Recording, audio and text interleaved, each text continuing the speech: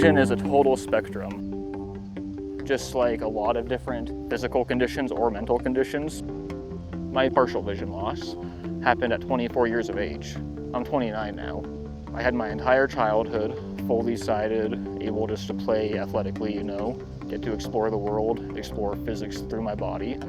And then from there, losing most of my vision as an adult, now I can be mindful. So yeah, like what I learned in physics, the equation of how you throw a ball and where it lands. I can picture that equation, not fully, but for the most part, in my head. And when I make an error, I can kind of picture that. Okay, here's where my hand needs to go. But really, I'm only seeing a small degree of where these balls are, and I'm making these adjustments in my head. Really, it's my engineering courses and my interdisciplinary education that's allowed me to have that kind of viewpoint.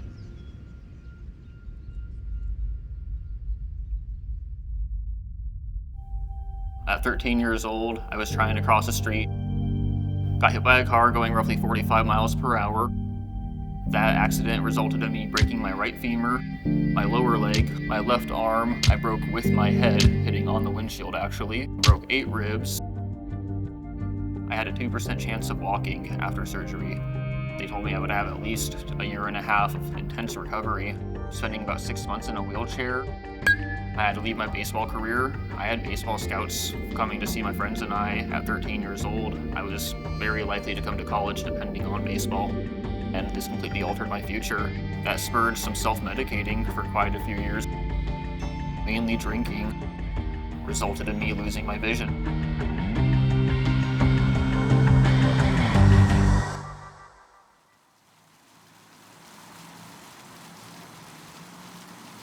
That sedum has a really pretty red to it. Meeting my wife Adriana was the first time that I really just had the motivation to turn my life around. She just lit a fire in me that I didn't know I had before. I saw the classes that she was doing. I saw just how she lived her life and everything, and I knew I now had the drive to return to school now that I had her in my life. We all have a shame, we all have fears. The fact that you were open and honest, how many people are open and honest about that sort of thing? Men especially, we don't talk about mental health like that. We've come a long way, and I wanted you to know that this is a big deal, and we should be talking about students that are first gen, like this is possible. And it's not an easy road. It's not. There's been times that it's been tough on our marriage at times, but it's been worth it. That unconditional love. Those first 2 years at CSU, being disabled in an engineering program, that was brutal. This one is actually getting me. Is that an S or a J? S. That would make more sense. It's a funky S, but yeah. So to be legally blind, at least in America with the ADA, you either need to have vision worse than 20/200, non-correctable, and or less than 20 degrees of vision. So 20 degrees, that would be a pretty decent field. For me, I'm at about 5 degrees.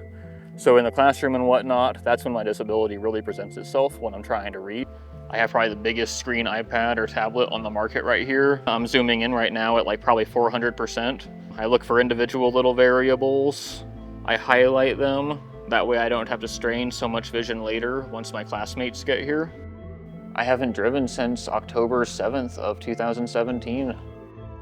I now get around via the bus, public transportation, family, friends, and then around campus, mainly walking with my guide dog, Fletcher.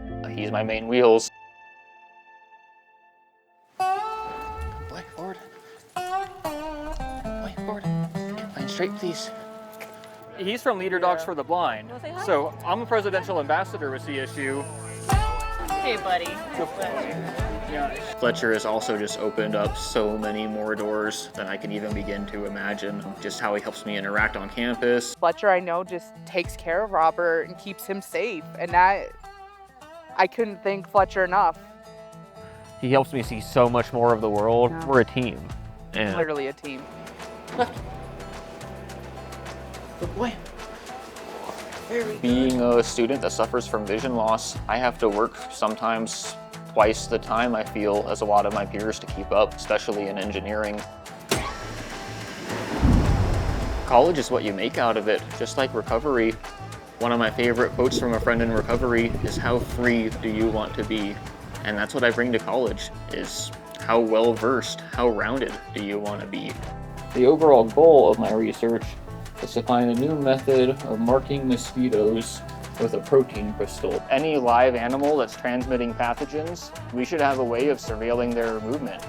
To be a first-generation student, to me, means to break the cycle of potential generational-long poverty.